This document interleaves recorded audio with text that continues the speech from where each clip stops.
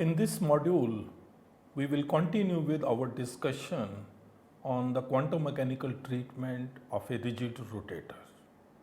As you already know, a rigid rotator will be basically a model for a diatomic molecule, and the energy which we will get, that will be the rotational energy of the rotator. A rigid rotator is called rigid because the distance between the 2-point masses is fixed at r, and the 2-point masses have their respective masses m1 and m2. Their distances from the center of mass are r1 and r2 respectively. In the last module, for such a rigid rotator model, we wrote Schrödinger equation, expressed Hamiltonian in terms of angular momentum operator, and then angular momentum operator, which was initially expressed in Cartesian coordinates, it was transformed into polar coordinates. And then the resulting Schrödinger equation which we got using the method of separation of variables, we split that equation into two equations. One was the theta equation. Here theta varies from 0 to pi. And the second was the phi equation, where phi varies from 0 to 2 pi. So in this module today, we will continue from there onwards and try to solve these two equations and then ultimately get the total wave function for a rigid rotator as well as the total energy of that system. As we have already seen that the total wave function for a rigid rotator in terms of the polar coordinates theta and phi can be written to be the product of theta theta and phi phi. And we have also seen that the Schrödinger equation can be split into two equations. One was the phi equation. Here you can see equation which is the phi equation, and this is 1 upon phi phi, del 2 phi phi upon del phi square is equal to minus m square. And the other equation is the theta equation, which is sin theta upon theta theta, del by del theta, sin theta del theta theta upon del theta plus beta sin square theta minus m square is equal to 0. Here, if you remember, as we discussed it in the last module, beta is equal to 8 pi square IE upon h square, where E is the total energy of the rigid rotator. Now we will take each one of these two equations one by one and try to solve them. First, let's try to solve phi equation. The phi equation, if it is rearranged, we get the equation which is delta 2 phi phi upon del phi square plus m square phi phi is equal to 0. Now, for this equation, the general solution is phi phi is equal to n e to the power iota m phi, where n in this case is the normalization constant, and phi, as you know, varies from 0 to 2 pi.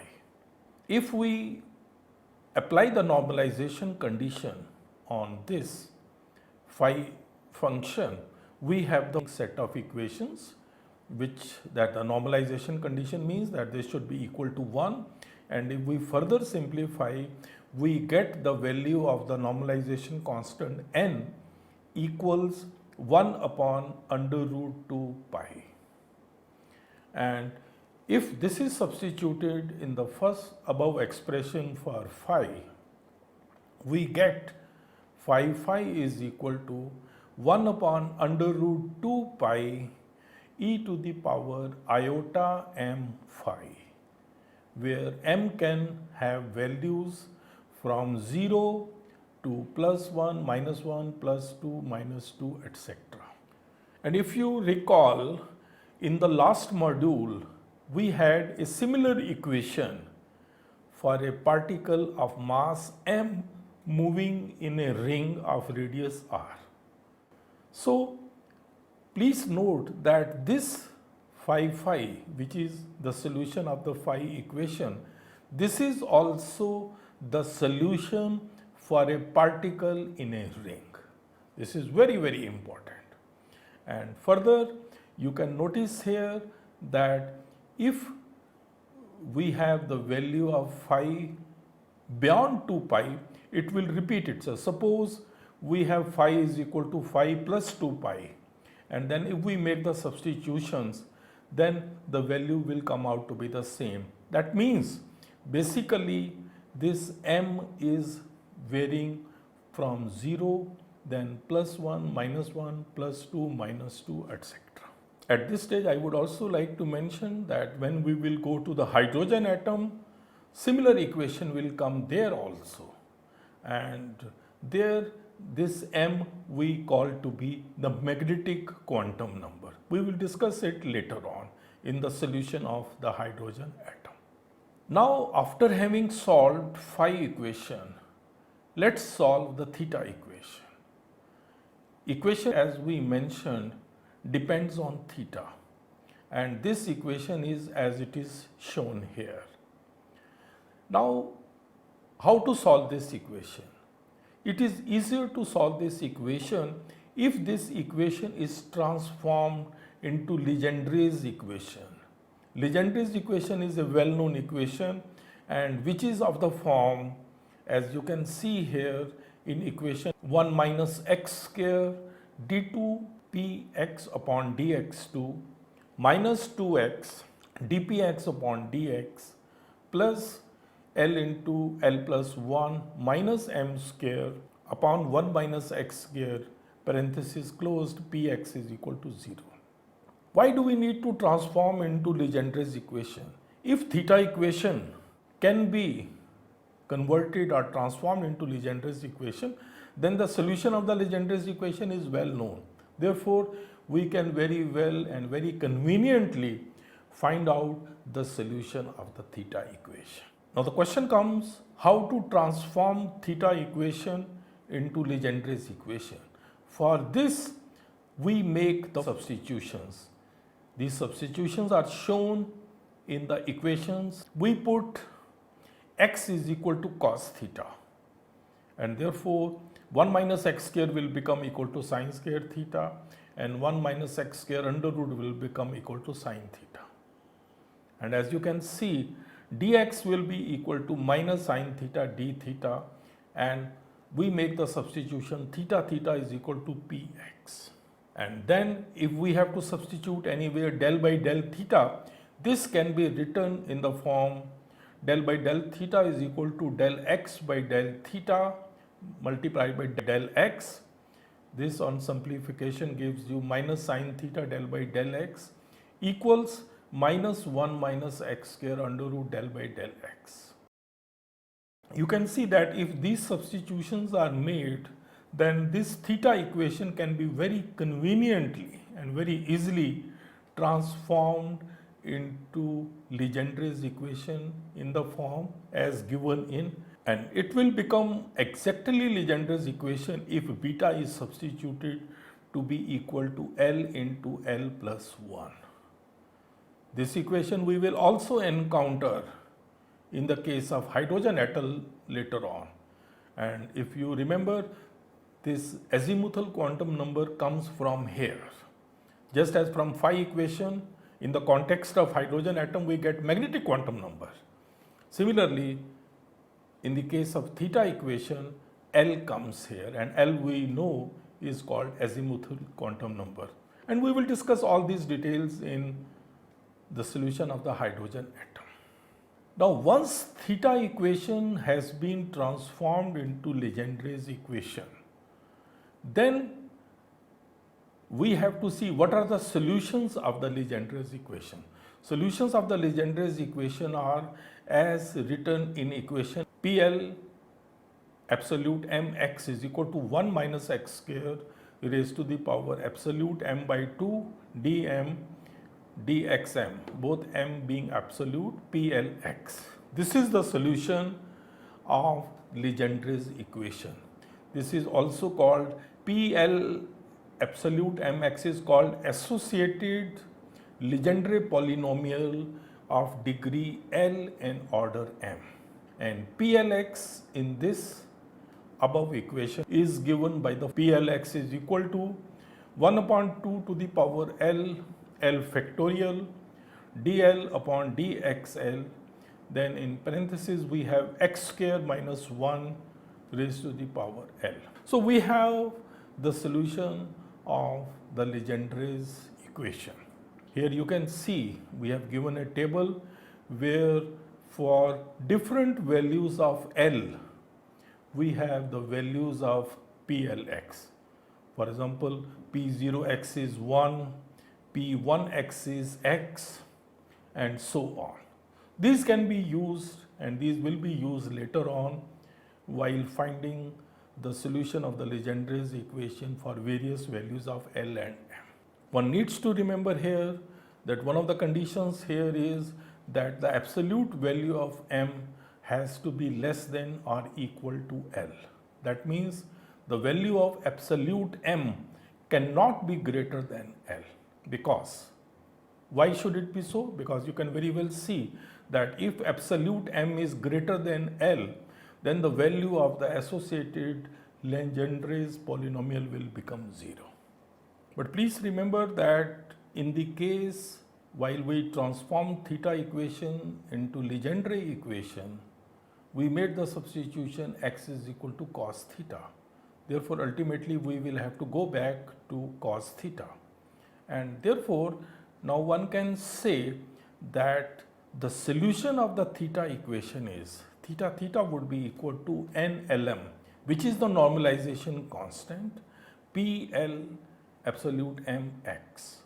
Now, what is the value of the normalization constant? This value of the normalization constant has been found out, and this is equal to, as you can see here, NLM equals square root of 2L plus 1 upon 2. Then we have L minus absolute m whole factorial divided by L plus absolute m whole factorial. So this is the normalization constant for the theta function.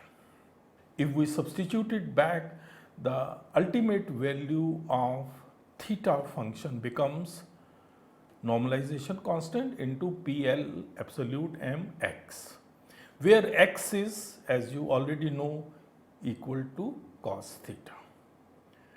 Now, by solutions of these two equations, theta and phi, we have been able to get the corresponding respective functions. But we need to find out the total wave function of the rigid rotator. And the total wave function of the rigid rotator, as we mentioned in the beginning, is psi theta phi is equal to theta theta into phi phi. Therefore, if these two functions are substituted in this equation, we get the corresponding total wave function. This is the total wave function of the rigid rotator, and this is equal to psi theta phi is equal to 2L plus 1 upon 2 L minus absolute m total factorial upon L plus absolute m total factorial into PL absolute mx. This is the theta part. Then multiplied by phi part, which you remember we calculated earlier, and that was 1 upon under root 2 pi e to the power iota m phi. So this total expression on the right hand side gives us the total wave function of the rigid rotator. Here one must remember, as it has been mentioned, L can have the values from 0, 1, 2, 3, and minus m will have the values between minus L to plus L including 0. That means m will have 2L plus 1 values. These wave functions or the eigenfunctions of the rigid rotator are also called the spherical harmonics. Please remember, this is very important. All these things we will be ultimately using in the solution of the hydrogen atom. Some of the wave functions of the rigid rotator for different values of L are given in this table. You can see first is the wave function for L is equal to 0, and then we have the wave function for L is equal to 1. You can see how it looks. Then we have the wave functions for L is equal to 2. For L is equal to 1 and for L is equal to 2, for different values of M, the corresponding expressions are given. So this is the list of the spherical harmonics. But please remember that for L is equal to 1, M will have the value -1, 0 and +1. And for L is equal to 2, we will have +2, -2, then +1, -1 and 0. After having obtained the wave functions, one needs to find out the total energy of the rigid rotator. And if you remember, we mentioned it earlier that beta is equal to 8 pi square E upon h square. And now we have shown here, while transforming theta equation into Legendre's equation, that beta is equal to L into L plus 1. So substituting it back, we get the total energy E, which is equal to L into L plus 1 h square upon 8 pi square I. Here L can have the value 0, 1, 2, 3. Sometimes in a rigid rotator, when you discuss spectroscopy, you talk about J instead of L, but the corresponding expression looks similar. In that case, it will become E is equal to J into J plus 1 h square upon 8 pi square I. Then J is called rotational quantum number. So, but values are the same. So in this module today, we have solved completely the Schrödinger equation for a rigid rotator, which is a model for a diatomic molecule. And in this model, the distance between the 2 point masses is kept fixed. That is why it is rigid. And it is rotating about an axis which is perpendicular to the internuclear axis and passing through the center of gravity of the molecule. We had split Schrödinger equations into two equations, theta and phi equations. We first solved phi equation and got the corresponding wave function. And we did mention that this phi function is also the solution of a particle moving on a ring, which we had discussed in the last module as well. And then we also solved theta equation by transforming it into the Legendre's equation, and we got ultimately the solution of the theta equation. The solution of the theta equation and the solution of the phi equation ultimately gave us the total wave function of the rigid rotator, which is the product of theta function and phi functions. And we also did the normalization for both of them and ultimately got the total wave function. Lastly, we got the total energy of the rigid rotator, which came out in the form E is equal to L into L plus 1 h square upon 8 pi square I, where L is a number which can vary from 0, 1, 2, 3, and I is the moment of inertia, which for a rigid rotator is equal to mu r square, where mu is the reduced mass and r is the distance between the 2 point masses m1 and m2.